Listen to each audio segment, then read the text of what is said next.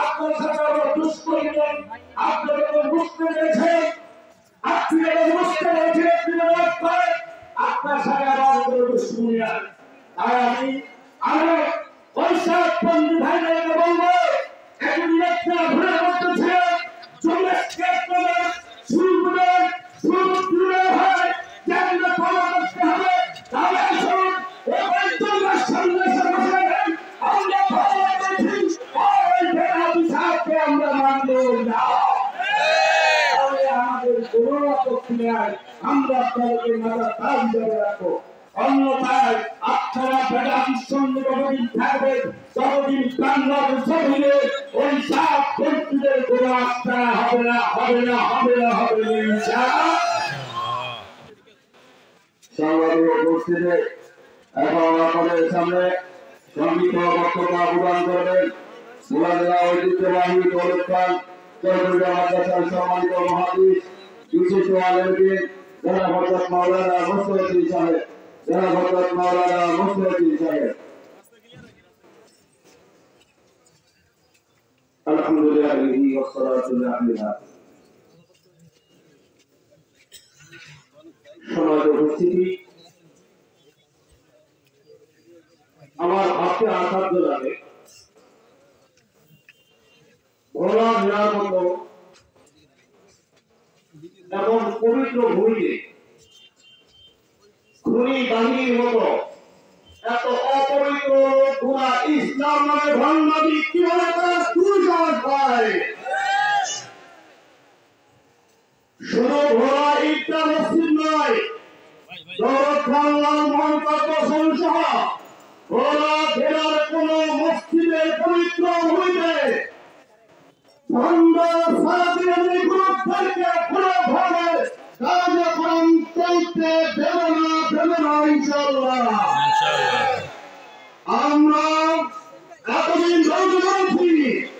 2018 সালে এই সাদিয়ানি গ্রুপে কাদিয়ানি গ্রুপ টঙ্গীর ময়দানে হত্যাযজ্ঞ চালিয়েছেন ওলামায়ে কেরাম শান্তিপ্রিয় এজন্য তখন পর্যন্ত ধৈর্য ধরেছিলেন কিন্তু এরা বর্তমানে এমন সাহস হয়ে গিয়েছেন আমাদের ধৈর্যকে তারা আমাদের দুর্বল করেছেন তাই পুনরায় আমার 2024 সালে একই কাণ্ড ঘটিয়ে এই ফেসলামি গ্রুপে কাদিয়ানি গ্রুপ প্রমাণ করে দিয়েছেন যে আসলে আমরা বিরাটভাবে ভণ্ডামি করতেছি এই ভণ্ড গ্রুপের আস্তানা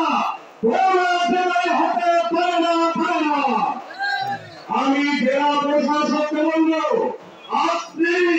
এখনো যদি না বুঝবেন কবে বুঝবেন সামান্য কোটি ধর্ম নেবে অপপ্রচারকারী কোটি কয়েক খুনিদেরকে পূর্ণ দিয়ে পুরা ফেরার ওলামায়ে কেরাম সহ ধর্মপ্রাণ মুসলমানদের মনে যদি আঘাত দেন মনে রাখবেন আপনার জন্য কিন্তু কল্যাণ করা হবে না এই জন্য আমি স্পষ্ট ভাষায় বলে দিতে চাই আমরা ঘোষণা চাই জেলা প্রশাসক থেকে আজ থেকেই ভোলা জেলার কোথাও সাদিয়ানিদের কোন কার্যক্রম চলবে না স্পষ্ট ঘোষণা না দিয়ে দুনিয়ার মুরব্বী আমাদেরকে নির্দেশনা দেন যে ঘোষণা যতক্ষণ পর্যন্ত আসবে এই জেলা সভাপতি আমাদের অবস্থান কর্মসূচি চলতে আমরা কি সবাই যাবেন সমাজ উপস্থিতি আর আসলে এই গ্রুপটা সাদিয়ানি মানুষ বলে এরা তো ভালো কথা বলে আর এই কাদিয়ানি দল কথা বলে কাদিয়ানি দল কথা বলে না এই গানবাড়ি বাংলাদেশ যদি ভালো না বলে না আপনি বাংলাদেশ যদি ভালো না বলে না আপনি কে এরকম না যাবে না কাদিয়ানিকে যেমন বলা যাবে না এরকম ভাবে সাদিয়ানি তো মানা যাবে না অতএব কারণে সময় এসেছে আমাদের গ্রাম সহ আপনাদের জনতা আমরা যদি এখন তাদেরকে পানি হতে না পারি তাহলে কিন্তু এরা আরো দুঃসাহস হয়ে যাবে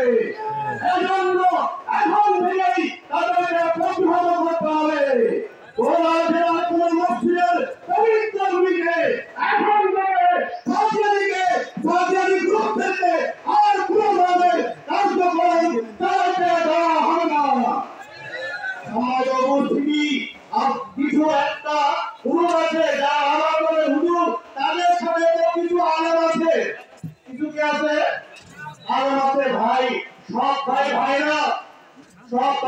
ভাইরা আপন বোনের কাছে, আপন বোন আপন ভাইয়ের কাছে নিরাপদ, আর খালাতো ভাই যদি নিরাপদ, মামাতো ভাইয়ের কাছে, ফুফাতো ভাইয়ের কাছে, এখানে তো আছে, কি আছে ভাই? তো যেখানে তো আছে সেখানে সমস্যা আছে। আমাদের সমাজে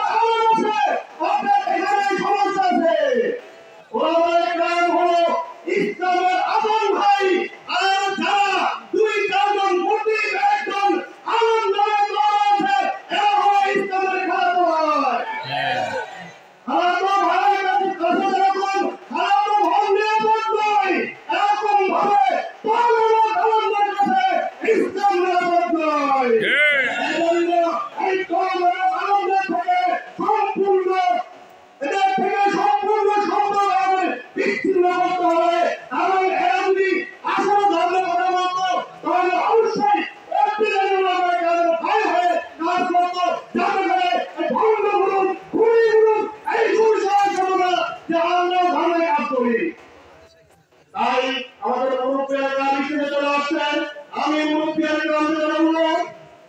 আপনাদের কাছে জোর দাবি, আজকের এই সময়ে যদি আমরা ওরা পবিত্র ভূমি থেকে সাহায্যকে নিষিদ্ধ ঘোষণা করাতে না পারি, তাহলে কিন্তু বিশাল ক্ষতি হয়ে যাওয়ার সম্ভাবনা রয়েছে। এজন্য আমরা চাচ্ছি, মুরব্বীকে আবেদন করতেছি, দয়া করে এরকম একটা ঘোষণা দিয়ে আমাদেরকে আশ্বস্ত করে আজকে সমাবেশ চেষ্টা করুন। আমার আলহামদুলিল্লাহ।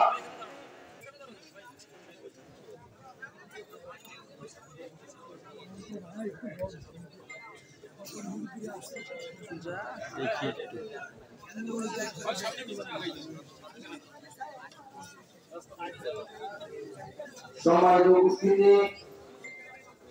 ওলামা মাশায়েখ ও তৌহিদি জনতার আহ্বানে দাওয়াত ও তাবলীগের গুরুত্বপূর্ণ এই মেহনত হেফাজত মাদ্রাসা হেফাজতের লক্ষ্যে